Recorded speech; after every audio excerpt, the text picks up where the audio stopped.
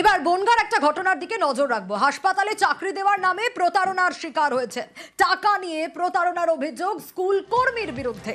Bongaon Kumudini high স্কুলের group D কর্মীর বিরুদ্ধে অভিযোগ। ঠিক কি অভিযোগ, কত টাকা নিয়েছেন, প্রতারণার শিকার কিভাবে, আরো ডিটেইল জানাতে পারবে অনিরুদ্ধ। অনিরুদ্ধ, ঠিক কি ঘটেছে? দেখো সোনিয়া, একদমই বনগাঁ কুমুদিনী উচ্চ বালিকা বিদ্যালয়ের যিনি হেড ক্লার্ক আছেন বাসুদেব সর্দার, তার বিরুদ্ধে অভিযোগ।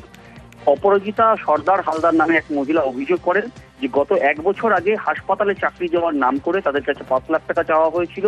তারা প্রাথমিকভাবে 1,15,000 টাকাই বাসুদেব বাবুকে দিয়েছিলেন। এবং আরো গুরুতর অভিযোগ যে স্কুল প্রিমিসেসের মধ্যে, অর্থাৎ স্কুলের বাউন্ডারির মধ্যে বসেই বাসুদেব বাবু টাকা নিয়েছিলেন এবং তাকে চাকরি দেওয়ার আশ্বাস দিয়েছিলেন। পরবর্তীতে এনআরএস মেডিকেল কলেজে তাদেরকে একটা ইন্টারভিউ করানো হয়, কিন্তু পরবর্তীতে অপরাজিতা দেবী বুঝতে পারেন যে তিনি প্রতারিত হয়েছেন। পরবর্তীতে একাধিকবার তার কাছে টাকা চাইতে গেলে তাদেরকে হুমকি দেওয়া হয়। বনগাঁ থানায় গত 10 তারিখে তিনি অভিযোগ করেন, পরবর্তীতে এসপির দ্বারস্থ হয়েছেন 11 তারিখে। অনিরুদ্ধ, একটা বিষয় একটু জানতে চাইবো, এই যে ইন্টারভিউ এর কথা বলছিলে, এটা কোথায় করানো হয়? একদম কলকাতার এনআরএস মেডিকেল কলেজে তাদেরকে ইন্টারভিউ করানো হয়েছিল বলে কিন্তু অপরাজিতা দেবী দাবি করেছেন। এবং সেই ইন্টারভিউর পরে যখন দীর্ঘদিন ধরে চাকরি না পায়, তারপরেই তিনি বুঝতে পারেন যে তিনি প্রতারিত হয়েছেন। টাকা ফেরত চাইলে তাকে একাধিকবার হুমকি দেওয়া হয়েছে বলে অভিযোগ করেছেন। তিনি চাইছেন যাতে তিনি টাকা ফেরত পান এবং অভিযুক্তর বিরুদ্ধে যাতে দৃষ্টান্তমূলক শাস্তি দেওয়া হয়, তেমনই কিন্তু দাবি তুলেছেন অপরাজিতা দেবী। সোনিয়া, বেশ, কিন্তু এই অভিযুক্ত তিনি কিন্তু সবকিছুই অস্বীকার করছেন।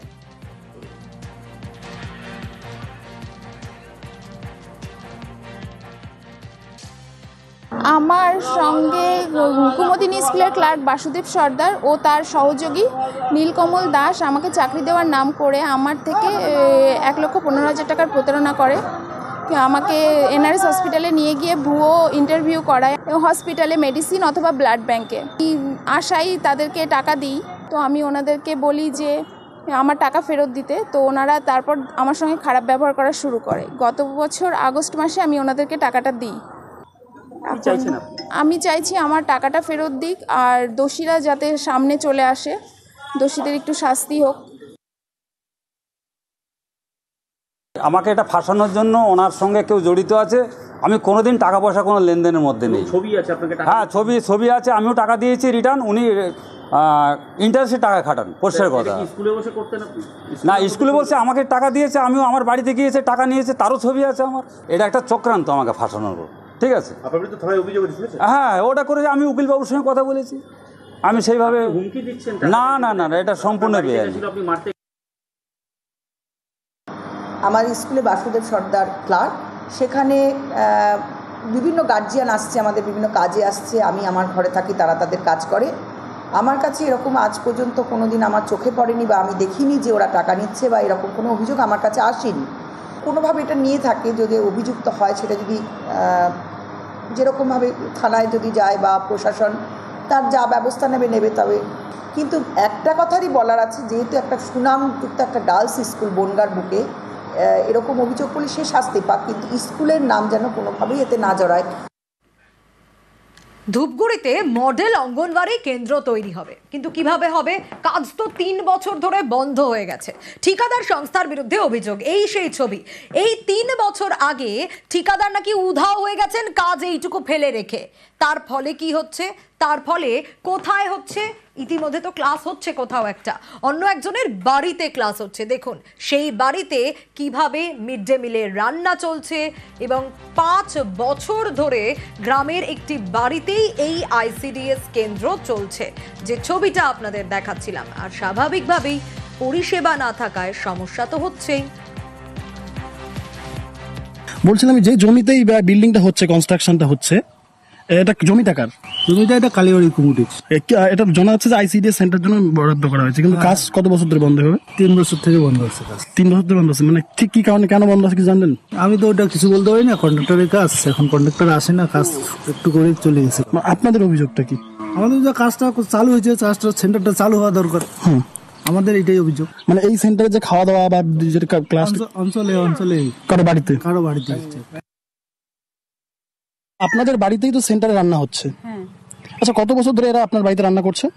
বহু বছর হইতেছে, কিন্তু আমার ঘরে রান্না হইতেছে 8-9 বছর।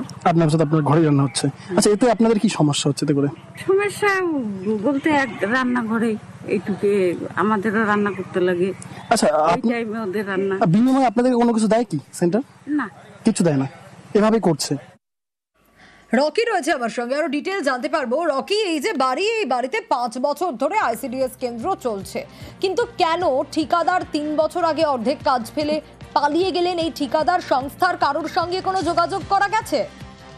দেখো, প্রথমে তোমাকে বলে রাখতে চাইবো, মডেল অঙ্গনওয়াড়ি কেন্দ্রে প্রায় 9 লক্ষ টাকার অধিক টাকা খরচ করে কিন্তু ধূপগুড়ি মহকুমার অন্তর্গত ঝাড় আলতা 2 নং গ্রাম পঞ্চায়েতে একটি অঙ্গনওয়াড়ি সেন্টার তৈরি প্রকল্প শুরু হয় এবং সরকারি টাকা বরাদ্দ হয়, রীতিমতো সেখানে কাজও শুরু হয় এবং সেখানে কিন্তু কাজ শুরু হওয়ার পর স্থানীয় বাসিন্দারা খুশি হয়েছিলেন, কিন্তু ছাদ ঢালাইয়ের পর থেকে কিন্তু অর্ধসমাপ্ত অবস্থায় সেই আইসিডিএস সেন্টারটি রেখে দিয়ে ঠিকাদারি সংস্থা পালিয়ে যায়, যার ফলে কিন্তু সমস্যায় পড়েছে এলাকার বাসিন্দা। কারণ 343 নম্বর সেই অঙ্গনওয়াড়ি কেন্দ্র থেকে প্রায় 42 জন শিশু ও গর্ভবতী মায়েরা কিন্তু পরিষেবা নেয়। এই পরিষেবা এখন বর্তমানে অন্যের বাড়িতে থেকে করতে হচ্ছে। একটি ছোট্ট কুড়ে ঘরের মধ্যে রান্না চলছে, বর্ষাকালে সেখানে জল পড়ে এবং অভিযোগ রয়েছে বারবার এলাকার প্রধান পঞ্চায়েতকে জানিয়ে এখন পর্যন্ত কোনো কাজ হয়নি। গোটা ঘটনায় কিন্তু ক্ষোভ প্রকাশ করেছে এলাকার বাসিন্দারা। এই ঘটনা প্রসঙ্গে কিন্তু আমরা যোগাযোগ করার চেষ্টা করেছিলাম ঠিকাদারি সংস্থার কর্মীদের সঙ্গে, কিন্তু তাদের সঙ্গে যোগাযোগ করা সম্ভব হয়নি।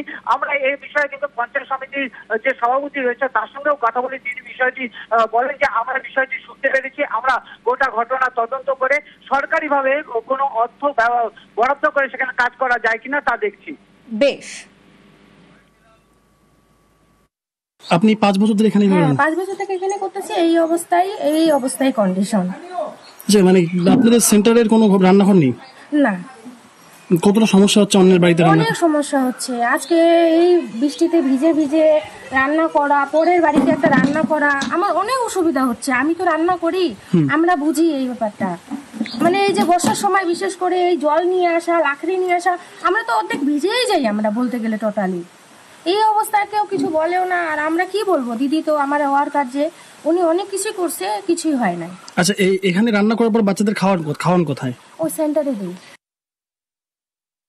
পয়সাগুলা আমরা যেটা জানি সমস্ত পয়সা উঠিয়ে নেওয়া হয়েছে, কাটমানি হিসেবে খেয়েও নিয়েছেন এবং হয়তো কিছুদিন পর সেটাকে আবার রিপেয়ারিং দেখানোর জন্য আবার পয়সা নেবেন। তাই আজকে প্রকল্পটি বিষবাও জলে অর্ধনির্মিত হয়ে দাঁড়িয়ে আছে। প্রধানের নিকট দরবার করেছেন, আইসিডিএস যে আধিকারিক আছে ওনার সাথেও দরবার করেছেন, কিন্তু যেভাবে চালাচ্ছেন ওনারা সেভাবেই চলছেন। আমার কাছে এরকম কোনো তথ্য নেই যে অভিযোগ করেছে। যদি প্রশাসনিক স্তরে অভিযোগ করে থাকে, প্রধান বা পঞ্চায়েতের কাছে, সংশ্লিষ্ট এলাকার পঞ্চায়েতের কাছে যদি অভিযোগটা করে থাকে, নিশ্চিতভাবে আমি খুব দ্রুত তার খোঁজখবর নেওয়ার চেষ্টা করব এবং বিষয়টার সঠিক সুরাহা করার জন্য যে প্রয়োজনীয় পদক্ষেপ তার জন্য আমি দলের আমাদের যারা ঊর্ধ্বতন নেতৃত্ব আছে তাদের কাছে আমি বিষয়টা তুলে ধরার চেষ্টা করব। দেখে নিচ্ছি এই বিষয়টা। হ্যাঁ, আমি প্রধান সঙ্গে ফোন করে জেনে ওখানে কি আছে অবস্থাটা আমি দেখে নিয়ে জানাবো। কেউ কোনো সদুত্তর দিচ্ছে না। স্থানীয় পঞ্চায়েত সদস্য বাড়িতে আইসিডিএস কি বন্ধ আছে? একটা দুর্বল অবস্থা বলছে। স্যার বন্ধ নেই, চলছে, কিন্তু অন্যের বাড়িতে সেটা চলছে। ঠিক আছে, আমরা দেখছি বিষয়টা।